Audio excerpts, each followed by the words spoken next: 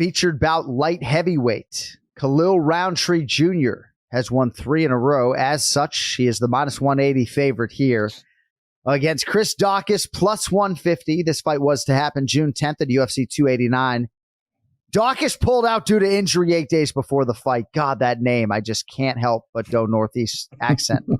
I got to focus here, KenFlo.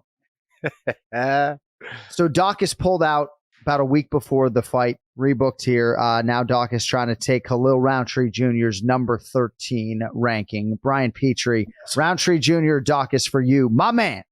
I've been getting so many DMs because they're like, hey, where's the pick'ems? Where's the pick'ems for the Anik and Florian?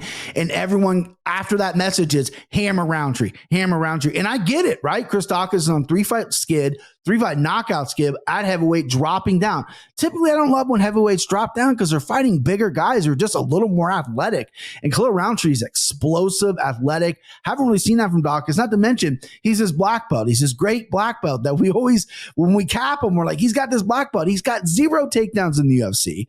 We haven't seen it. Could he take Roundtree down? Sure. Are we going to see it? I hope so, because if he stays on the feet, he's going to get picked apart. He's going to get those baseball bats in his ribs. It's going to be bad. It's going to be 4 TKO losses if he does that. The reason I'm not loading up a Roundtree and the reason I'm not throwing up my 5-unit signal right now is because he's a little bit inconsistent. There's times where I'm all over Roundtree and he falls flat. Marcin Practical fight, perfect example, right? I'm still paying that one back. So I'm going to go Roundtree. I'm not going to get ahead of myself. I'm not going to go crazy. I do think Roundtree wins, and I think I'll sprinkle probably some kind of KO because that's kind of the theme that's been going on right now. But, yeah, give me Khalil Roundtree. KenFlo, Chris Docus, 0-3 since he declined Cody Merrow's suggested nickname, Chris Dark Horse Docus. He liked it, but he respectfully declined. And, certainly the Anik and Florian podcast family took that as a little bit of a slight, but we move on. He moved on, 0-3 since. How do you think he fares this weekend against Khalil Roundtree Jr.? Yeah, Cody, we're good, dog. Okay? Keep your nicknames to yourself, kid. Okay?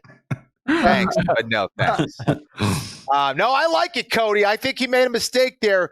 And he may have made a mistake here by taking this fight against Roundtree. I think Roundtree. Let's see what he did there. Look at the fucking television veteran. That's wordplay right there. I like that. I worked with John Anik for too many years. All right, listen. Yeah, so I think that Roundtree is really explosive, man. He's got some serious pop in his punches. His leg kicks are absolutely nasty. Talking about a guy that when he's on his game, like alluding to kind of what BP said, he's nasty. He's evil with some of the things he wants to do to you. And if he keeps that, I think this is an easy win for him. Unfortunately, I think Chris has kind of dropped off a little bit. I haven't seen an evolution in his game. And I think he may have lost a bit of confidence as well. And you wonder, after experiencing some of those knockouts, up a weight class, all those things, how that has affected him as a fighter. Great dude, but I think this is a tough one for him. I'm going to put a unit on Roundtree, just one. Yeah, give me Khalil here. Khalil Roundtree Jr. is one of the scariest men on this roster. Cody just wrote in the private chat, Thailand Roundtree was a mythical level fighter. And if I'm listing like the 10 scariest guys at heavyweight on down, when this dude's on, he's frightening. But I do think Docus will realize some confidence just being down at 205. We'll see how it goes. These guys have been on each other's respective radars for a while. Obviously, the fight booked twice, so we'll see how it happens.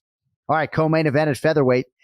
I'll admit to being a bit surprised at the line here, big gun. Not going to tell you which way, though. Hakeem Dawodu minus 230. Cub Swanson plus 190. 23rd UFC appearance for Killer Cub. 13 of those UFC wins. He has been stopped in 2 of his last 3. Yeah. Jonathan Martinez, though, was on fire in stopping him with strikes last October. Been a while for Swanson. Dawodu out of Calgary, Alberta, Canada. He can really fight. Like when he's on, he's really, really good. But 7 of his last 8 have gone the distance. That can make you somewhat forgettable. Here he gets a big fight, big name, co-main event against a guy who's got to fight in the Hall of Fame. Brian Petrie, who do you love? Man, Cubby Swanson. I love him from the WEC days. Interesting dude, good looking guy, cool guy, fights interesting with his stances, his power, the way he lunges. It's very unique. He's one of a one early on. Father Time catches us all.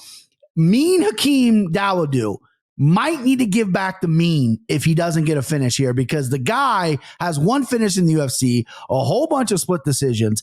This is a fight he can go out and finish. Jonathan Martinez kicked Cub Swanson's legs off.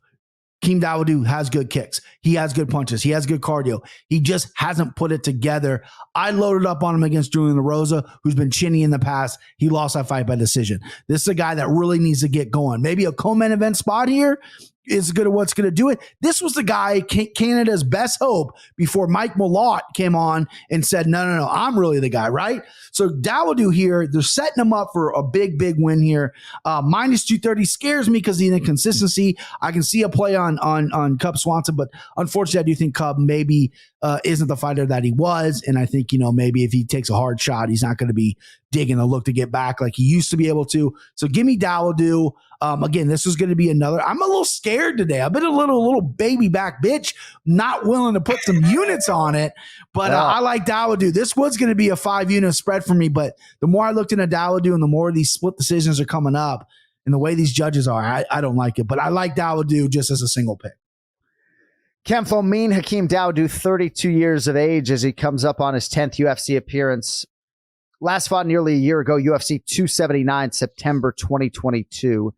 He also faced Movsar Evloev in 2021. I think to Brian's point, though, you got to put someone away every few years. And if you won't take it from me, take it from the I Finish Fights guy, KenFlo. Dawodu, minus 230, Swanson plus 190. Who do you like? I think Brian makes some really valid points there, and couldn't agree more. I think that Dawodu, though, probably looking at this match, and this is no disrespect to Cub Swanson, who I love as a person. He's been a legend in this game, but he's been fighting a very long time, and you got to wonder, is he going out there to cash a check? What's his motivation like?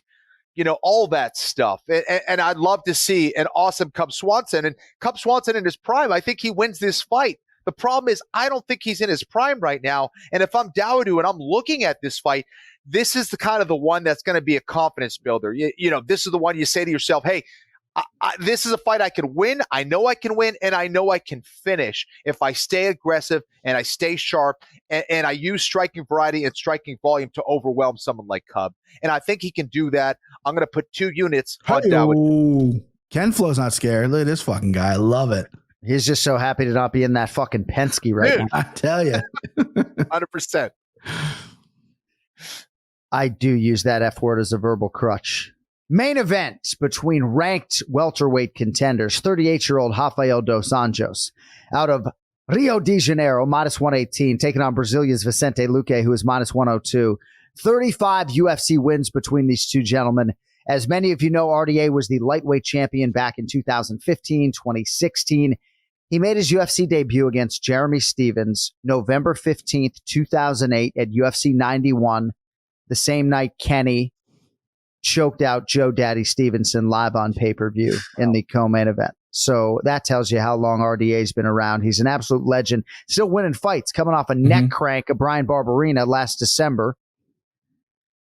Now he is a slight favorite here against Vicente Luque, who's been a little bit up and down, but has been a force in this division. Brian Petrie, how about a main event selection? You like Luque or Dos Anjos? I love this fight. Surprised they haven't fought before. I get it though. Rafael dos Anjos has popped up and down. You gotta put a lot of tongue on dos Anjos. He's hopped up and down to 55 and 70. So it makes sense. And Luque, it's been just a 70. He's a good size 70. Luque coming off a brain bleed though, which is something I just found out like last week, which is scary over the Jeff Neal fight. He got knocked around a little bit. That was the first time he's really shown. I mean, he's been knocked out before, but that was when he was getting clipped with everything, and that was scary. He usually relies on his chin. Hopefully, he's taking the time to really work on his defense. Really, maybe not spar much this camp. Go out there against Dos Anjos because I like him in this fight. I like him. I think Dos Anjos, he's really coming on and he's trying to wrestle. He's trying to submit guys. He hasn't had a knockout win since 2015. That was all the way back with Donald Cerrone. So the hands are there. He knocked around Moicano in short notice, but he's not putting guys away on the feet anymore. He wants to get him down. He wants to submit him. Problem is, Luque can get taken down. He pops right back up. He's good on the ground. His dart stroke is phenomenal. So RDA's got to be careful about that, even though he's a high-level black belt himself. But on the feet, I just think Luque is cleaner. You know, I'm a little worried about his defense. The brain bleed stuff, hopefully that got cleared up. I'm sure it is if he's getting cleared to fight. But I like Luque here. I was actually surprised that I have him at plus 100. I know he's popped to even now or close to even. I was surprised, but I thought he'd be a little bit of a favorite here. I know he's coming off an ugly loss, but I think he's going to piece up Dos Anjos here. I think he's going to probably finish him sometime in the mid-third round here. I think it's going to be a fun fight until Luque finds that finishing sequence. And I like Vicente Luque here big time. All right, we're giving you minus 102, but you and I are on the same team in terms of trying to not crush a glass bottle on our heads at the end of the year, losing this challenge. KenFlo, we'll need a main event selection from you. Rafael Dos Anjos, minus 118. Luque is minus 102. He had won 4 in a row before this recent 2-fight slide against elite competition, Bilal Muhammad and Jeff Neal. Who do you like in the main event, KenFlo?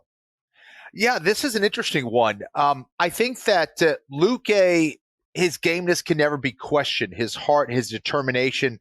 Sometimes with RDA, I think you could claim you can question it a little bit. You know, when things get dark, when things get bleak, I think sometimes RDA will fade and buy into that a little bit. Luque, he won't. However, I do think RDA is a little bit more defensively responsible. He's not as reckless as Luque. Luque is more dangerous, but I also think Luque is more reckless. And we see him get dropped. Usually he's able to come back and stuff like that.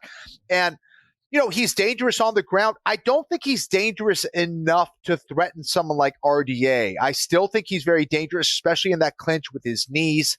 Some of his overhead shots you have to watch out for. I think RDA tends to be able to see those coming, though. The knees is where I would be most worried about in those clinch situations. And Luque is a big welterweight, man. RDA's not small necessarily, but really he's kind of a larger lightweight, not a big welterweight. So this is a tricky one to pick. Originally, I think I had 2 units on RDA. Brian now is having me hesitating. I am going to pick RDA. I'm not going to put 2 units. I'm just going to keep it straight here on RDA versus Luque. But it's an interesting one. Not so clear in my mind. Yeah, it's a fun fight. Well,